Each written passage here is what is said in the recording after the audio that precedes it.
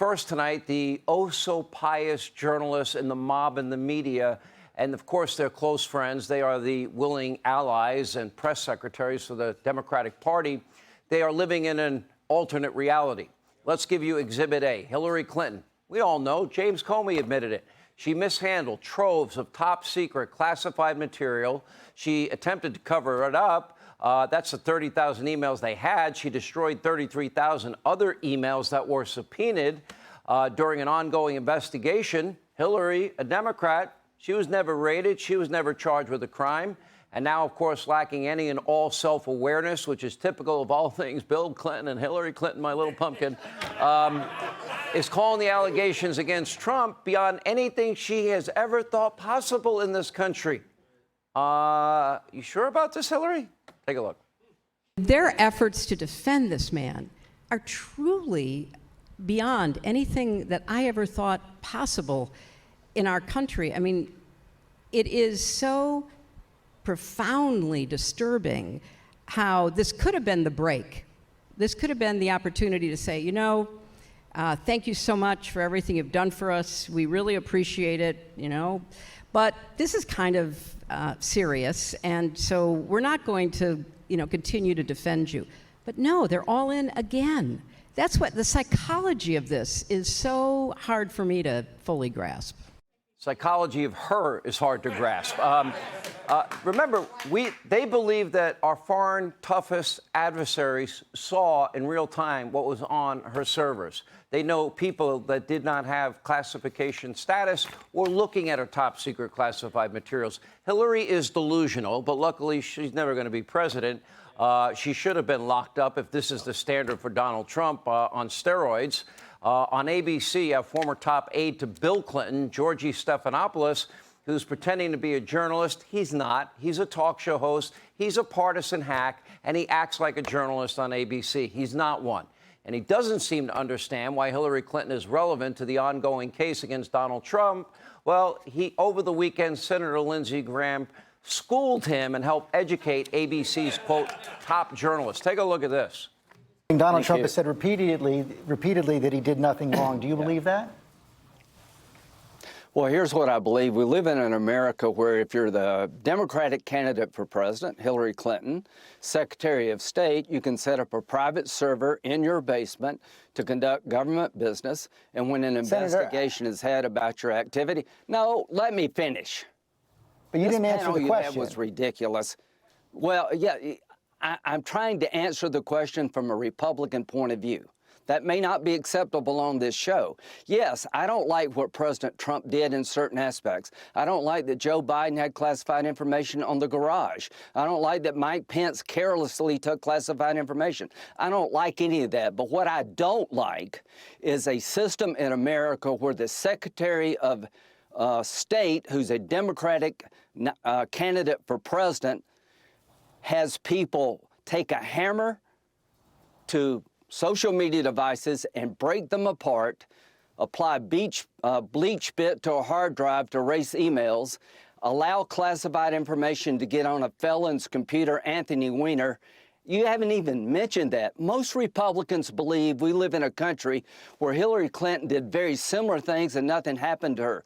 President Trump will have his day in court, but espionage charges are absolutely ridiculous.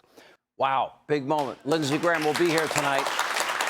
The new favorite word of the liberal media mob and the Democrat, whoa, it's called whataboutism. Well, what about Hillary? What about Joe Biden? Well, what about them? Do we have equal application of our laws and equal justice under the law? Because it's the very core of what we believe to be a constitutional two-tiered system of justice.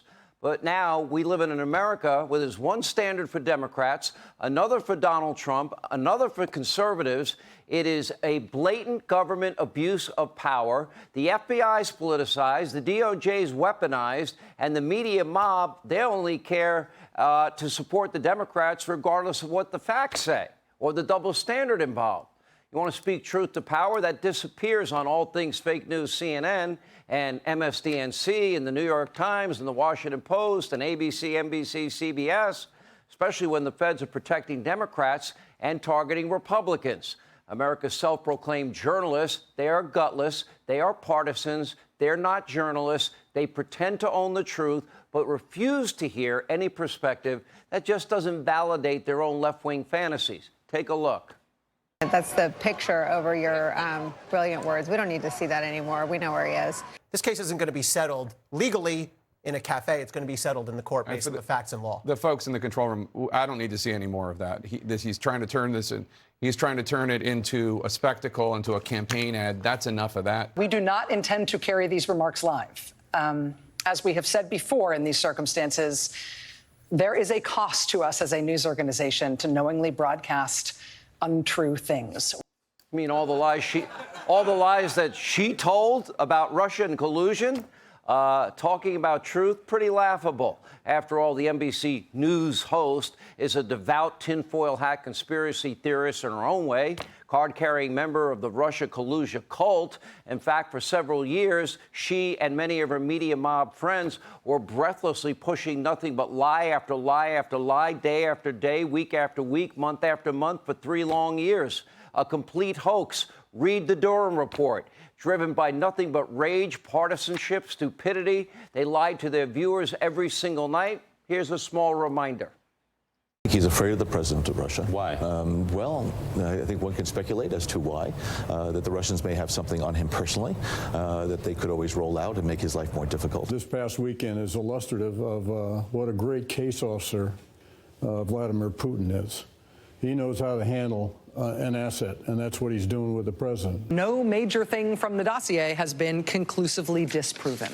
You know, I think we're going to actually have to stop calling it the infamous dossier. Increasingly, it's the accurate dossier. Increasingly, it's the damning dossier. Not one word has been disproven. In fact, a lot of it turned out to be right on the money. It hasn't been discredited. In fact, it's been the opposite. It's been corroborated.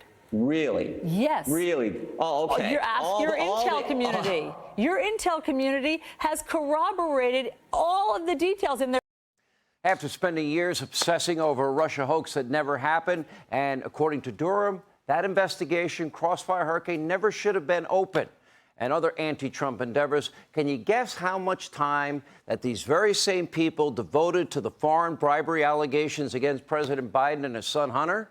Well, on June 8th, when both the Trump indictment and Biden bribery story broke, guess what? ABC, CBS, NBC, they devoted a whopping 291 minutes to Trump's indictment and 0 minutes to the Biden bribery allegations, not one single minute. Oddly enough, the FBI doesn't seem interested in these allegations either. Now, think about the credible FBI source. By the way, the FBI deemed the source of this 1023 so credible, the FBI had previously paid this person hundreds of thousands of dollars for intel, and now this person is accusing Biden of accepting a $5 million foreign bribe as vice president in exchange for a policy decision. I guess his credentials go out the window. The source claiming that a Burisma executive has 17 separate recordings of phone calls, 15 with Hunter, 2 with then Vice President Joe Biden, backing up his allegations, and the tapes were made as, quote, an insurance policy. That would mean your president's compromised. And yet the FBI seemingly doing it all they can do to obstruct lawmakers like James Comer and Jim Jordan from investigating these claims. And needless to say, yesterday on Capitol Hill, the FBI's deputy director, not exactly forthcoming, and he got an earful from Senator Ted Cruz. Take a look.